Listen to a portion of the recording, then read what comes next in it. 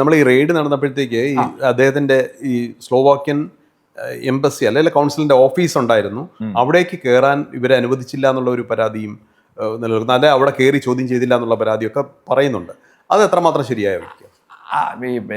ഈ income tax ഉദ്യോഗസ്ഥന്മാർക്ക് എൻ്റെ ഒരു അഭിപ്രായത്തിൽ നമ്മൾ ഒരുപാട് റെയ്ഡ് നടത്തിയിരിക്കുന്നുണ്ട്.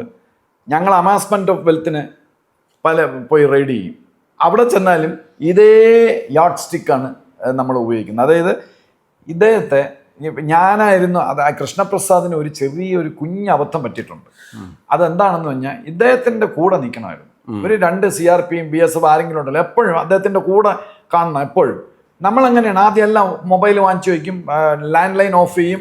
എപ്പോഴും ഇന്ന് ഇതേപോലെ വല്ലതും കയറി ചെയ്താലോ, വയലൻസ് അങ്ങനെ വയറിൽ കുത്തിയാലോ, ഇദ്ദേഹമല്ല വേറെ ആരായിരുന്നാലും ഭയങ്കര ടെൻഷനാണല്ലോ വീട് റെഡി ചെയ്യുമ്പോൾ. ഇദ്ദേഹത്തിന് അങ്ങനെ ഒരു ടെൻഷനല്ല. ഇദ്ദേഹം കുറേ ദിവസമായിട്ട് ഇദ്ദേഹം ഹൈക്കോടതിയിലൊക്കെ കേസ് നടത്തി അത് ലിഫ്റ്റ് ചെയ്യുക, ഹൈക്കോടതി സ്റ്റേ വെക്കേറ്റ് ചെയ്ത് അങ്ങനെയാണ് ഇൻകം ടാക്സ് ഇടുന്നത്. എന്നാലും ഇദ്ദേഹം ഇത് ചെയ്തില്ലേ.